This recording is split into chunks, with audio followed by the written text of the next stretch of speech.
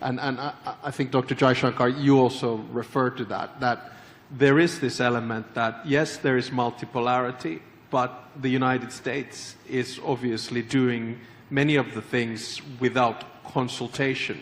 I mean, unlike it did in Libya, unlike it did in Iraq or in Afghanistan, where there was an attempt at least to, get a UN Security Council. Some countries. Yes, some countries. And also, discuss in the UN. So then we come to what is the cost for peace and security. Well, we can see it right now. And this is what makes me so optimistic that we're going to have this new multilateral moment.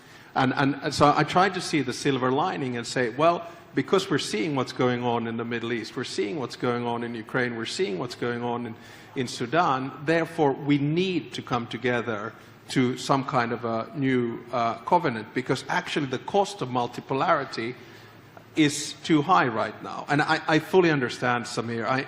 I am simplifying the fact and making multipolarity look a baddie, whereas in some minds actually multipolarity is getting agency from a multilateral world which didn't give them agency. But I do think this is a starting point, and I do try to put it in the context what happens. And this is kind of a double answer to Vali and Dr. Jaishankar. I mean, the reason I joked in the beginning that should I call this the rectangle of power instead. So now if I would frame it again, I would think hard again that, are we in one of those moments where there is a detachment of the United States from the global West? And I think the jury is still out, but there's an element of that. And interestingly enough, it's the global West that's really upset about it, that, ooh, what's going on? Whereas, countries in the Gulf region and elsewhere are kind of saying, listen, you're getting the medicine that we've been getting for the past 80 years, so get used to it.